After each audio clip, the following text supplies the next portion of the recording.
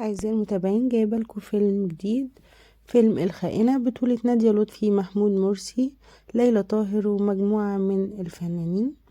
الفيلم بيحكي عن أحمد، محامي شاطر جدا، عمره ما خسر قضية، بيترافع في قضية المتهمة فيها موكلته، يعني متهمة بجريمة الزنا.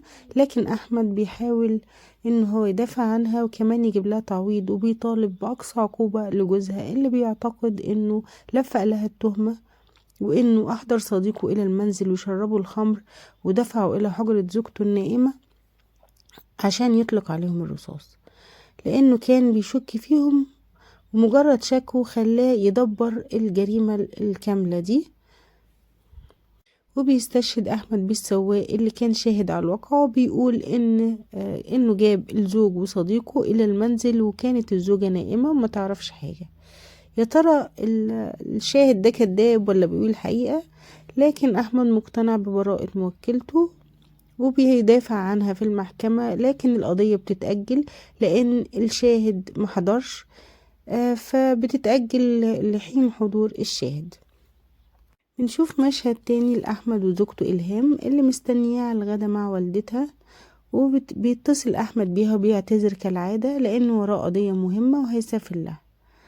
بنفهم إنه هو مهتم بشغله جدا على حساب زوجته، وإنه مهملها وبينسى كل مواعيدها.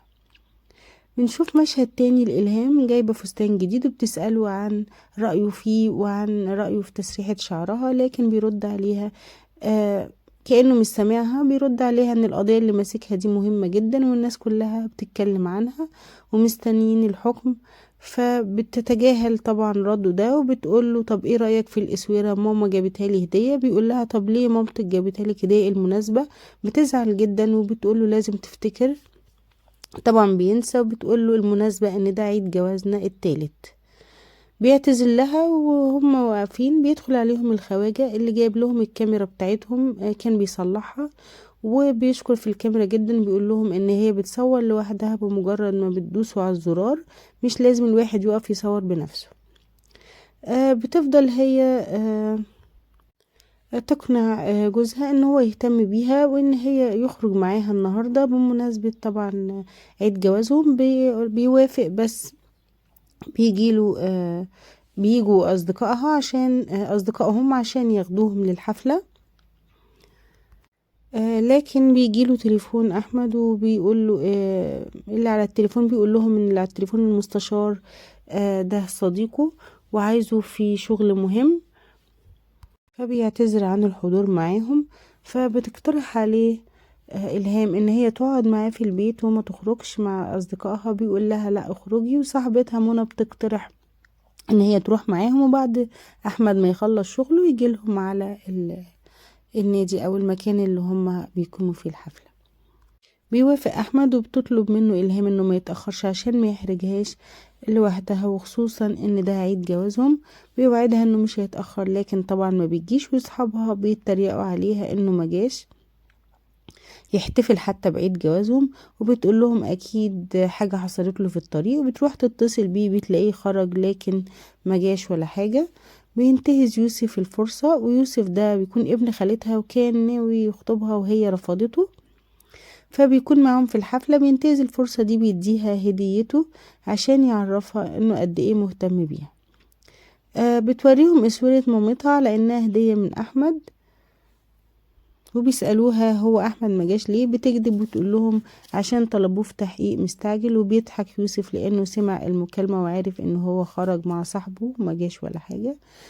بيقوموا كلهم يرقصوا، كل واحد مع مراته. الدكتور عادل ده دكتور نفسي وبيرقص مع مراته منى، وكمان صديقهم الدمنهوري بيرقص مع مراته.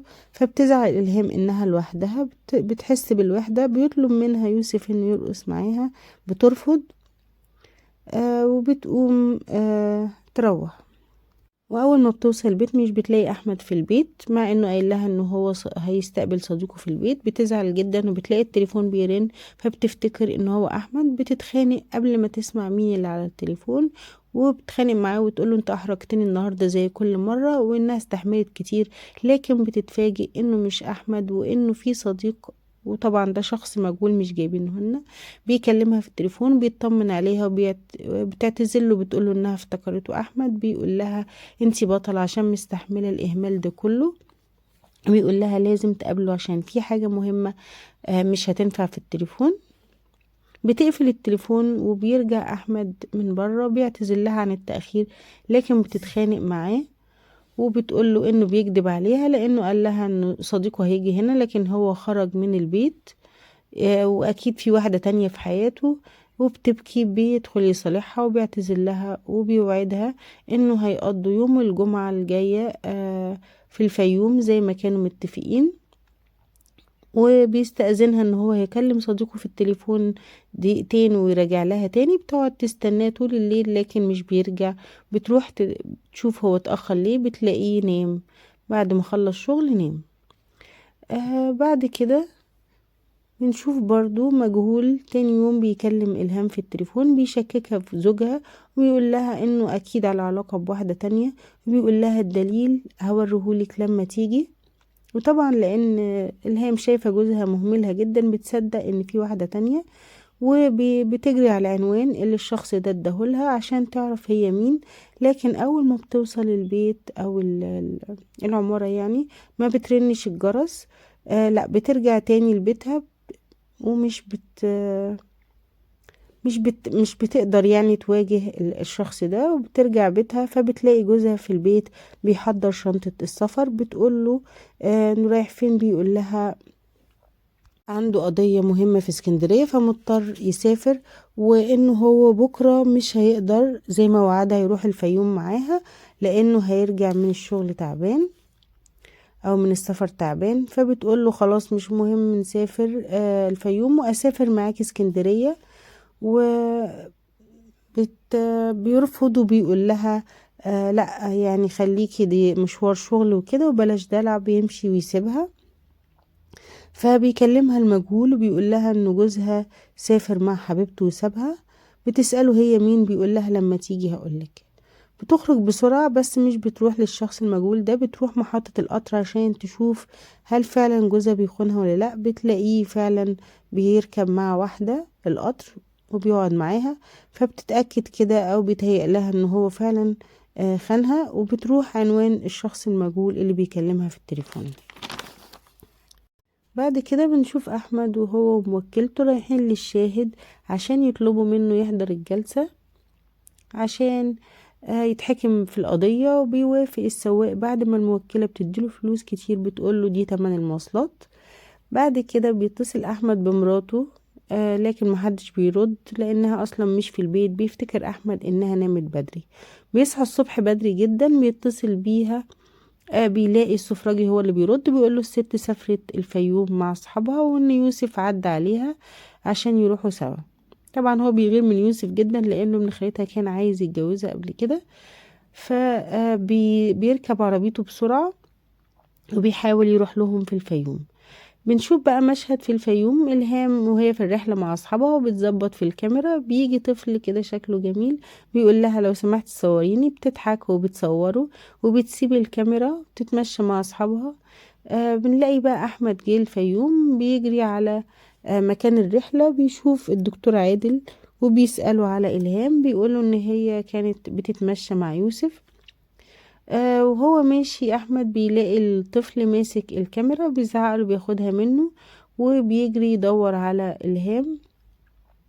فالهام اول ما بيشوفها بتقابله بفتور جدا وبيسألها ليه ما بتردش عليه لما بيتصل وليه جت من غير اذنه. بتقوله انها حرة زي ما هو حر، وزي ما سافر مع الهانم. بيزعل وبيتهمها بالتجسس عليه وبيعرفها ان دي موكلته مش واحدة يعرفها. فمش بتصدقه، بتقوله طب ليه ما قلتليش ان انت مسافر مع موكلتك، وبتمشي وتسيبه. بيقول لها تعالي بكرة المحكمة وانتي تتأكدي انها موكلتي. وتاني يوم فعلا بتحضر إلهام في المحكمة من غير ما يشوفها أثناء يعني المرافعة. وبنلاقي ان الشاهد بيحضر فعلا وبيشهد ضد الزوج اللي بيصرخ وبيقول ان الشاهد كذاب. بنشوف ان الشاهد متردد في اقواله وكل شوية بيغيرها لكن إلهام بيجيبولنا لقطة وهي بتبص على الموكلة وفعلا بتتأكد ان هي اللي كانت مع جوزها، فبتتأكد طبعا من صدق كلام جوزها. بيشوفها أحمد في المحكمة وبينده لها بيعرفها على موكلته ويأكد لها انه سافر عشان يجيب الشاهد. بتتأكد إلهام وبتشعر بالذنب تجاه زوجها.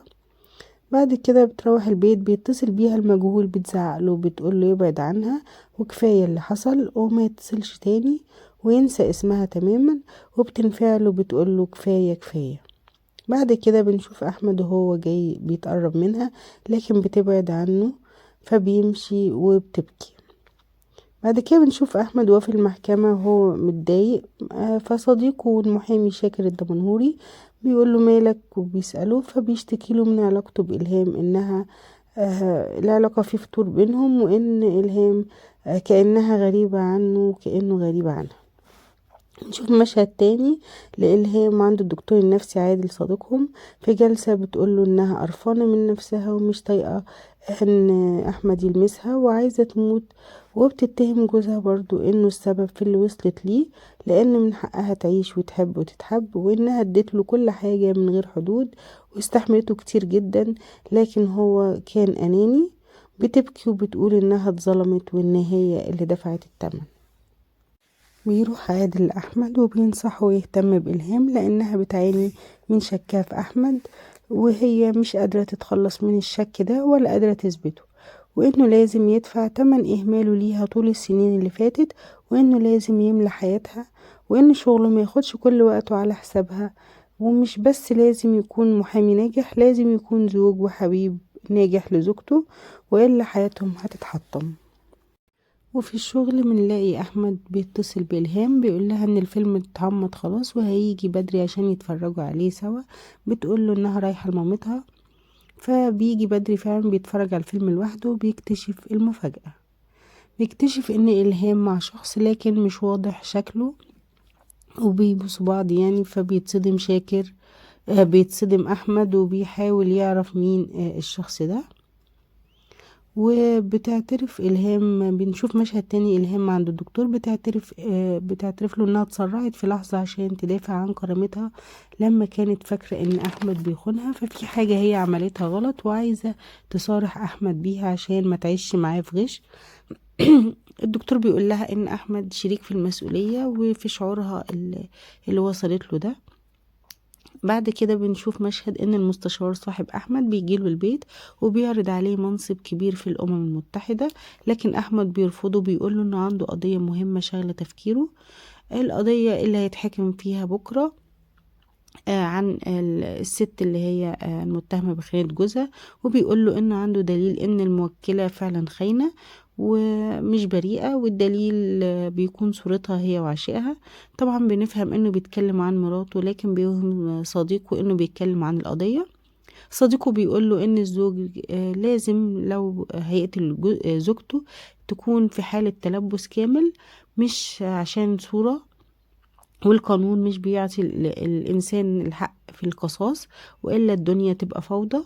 فبيقول له أحمد يعني تخونه ويعيش معاها عادي وتقولي فوضى، فالمستشار بيقول له لو يتأكد من خيانتها ممكن يطلقها.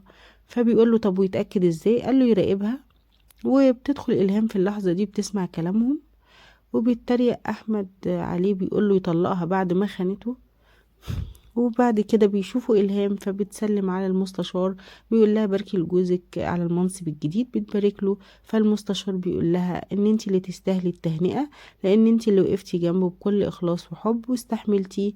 بتتكسف إلهام وبتمشي وبيمشي المستشار. بتنزل إلهام تقعد مع أحمد لكن بيكون متوتر وعصبي، بيقول لها انه بيفكر في القضية المهمة اللي عنده. بتقول له مش خلاص اتأكدت من براءة الموكلة؟ بيقول لها لا وشاكك فيها. ف... وهي انها يعني تستحق القتل. بتقول له مش يمكن معذورة وجوزها اللي دفعها لكده. فبيزعق وبيقول لها الخاينة ملهاش عندي اي مبرر وتستحق القتل. فبتقول له انت عصبي كده ليه؟ بيقول لها انا ورايا شغل. بتطلع وبتسيبه. بيفكر احمد يعمل حفلة كبيرة بمناسبة المنصب ويجمع كل الاصدقاء عشان يحاول يعرف مين الصديق الخاين. طبعا بيراقبهم وبعد كده أثناء الحفلة بيقول لهم كلهم إنه هيسافر أسوان بعد القضية بكرة عشان يعرف يراقبهم. أكيد طبعا مش هيسافر، وهيشوف مين اللي هيروح بيته في غيابه. تاني يوم بيروح المحكمة وبيتحكم في القضية بحبس الزوج وبراءة الزوجة، وبدل ما أحمد بيفرح بيزعل جدا وبيمشي وهو حاسس بالندم إنه دافع عن زوجة خاينة. بيروح البيت بياخد المسدس من الدرج وبيودع إلهام، بيقول لها إن هو مسافر. طبعا هو مش بيسافر ولا حاجة، بيقعد بعيد عن البيت بيراقب البيت وبيراقب إلهام. بيتفاجئ ان إلهام نازلة من البيت وبتركب مع يوسف ابن خالتها، وبيركب احمد تاكسي وبيروح وراهم. بعد كده بيختفوا عن نظره، فبيرجع البيت بيلاقي شاكر صاحبه جاي وبيتفاجئ باحمد وبيقوله انت مش قلت مسافر؟ بيقوله احمد ان القطر فات فاجل السفر لبكره، وبيساله انت جاي يعني عن سبب زيارته. بيقوله ان مراته قالت لإلهام قالت انها هتيجي لإلهام، فجه عشان ياخدها يروحوا سوا. بيشك احمد في كلامه ومش بيصدقه. وبعد كده بنلاقي إلهام رجعت مع يوسف وبيتفاجئوا ان احمد موجود في البيت مسافرش. بيسألوه بيقول لهم برضو ان القطر فاتوا، بيقول لهم كانوا فين؟ إلهام بتقول له انهم راحوا لوالدتها وبعدين راحوا السينما. بعد كده بيدخلهم احمد عند شاكر، بيقول لهم ان في مفاجأة عشانهم. وبيقعدهم هما التلاتة وبيشغل لهم الفيديو، بتيجي اللقطة لقطة الخيانة، وبيضرب أحمد إلهام وبيثور عليها وبيقول لهم مين فيكم اللي كان معاها. بيحاولوا يمشوا لكن بيطلع المسدس وبيقول لهم الخاين فيكم يعترف يا إما هيقتلهم هما التلاتة. لكن بينجحوا ان هما يمسكوا ايده ويوقعوا المسدس، وبتمسك إلهام المسدس وبتقتل نفسها. بيطلبوا طبعا الدكتور لكن إلهام بتقول لهم سيبوني مع أحمد لوحدي، وبتقول له إنه هو ما كانش موجود في حياتها إلا أول شهر جواز بس. بعد كده انشغل عنها بقضاياه ونسي إنها هي أهم قضية في حياته. فبيقول لها كنت بشتغل عشانك. بتقول له إن عمرها ما طلبت فلوس، لكن كل اللي كانت بتطلبه هو حبه. وبيرن التليفون، بتلاقي ان الشخص المجهول بيتصل، فبيصرخ احمد وبيقول له انت مين؟ بيقفل السكة في وشه، وبيعرف احمد ان يوسف وشاكر مظلومين. وبتقول له إلهام ان انت كنت هتقتل 2 بريئين. بيقول لها طب هو مين؟ بتقول له انت بتسألني عشان تقتله وتضيع مستقبلك. بيقول لها لازم اعرف هو مين. بتقول له ده انسان ملوش اي قيمة في حياتي. وبتقول له اعتبرني ان انا قضية من قضاياك وخسرتها، وبتطلب منه السماح قبل ما بتموت. وبتموت فعلا إلهام، وبيندم أحمد وبيبكي وبينتهي الفيلم. وأتمنى لكم مشاهدة ممتعة، ونكون اتعلمنا محدش يهمل بيته ولا زوجته ولا يضيع حقوقها مقابل مجده الشخصي وأنانيته. والأفلام دي بناخد طبعا منها عبرة عشان نتعلم منها. وأتمنى لكم مشاهدة ممتعة. سلام.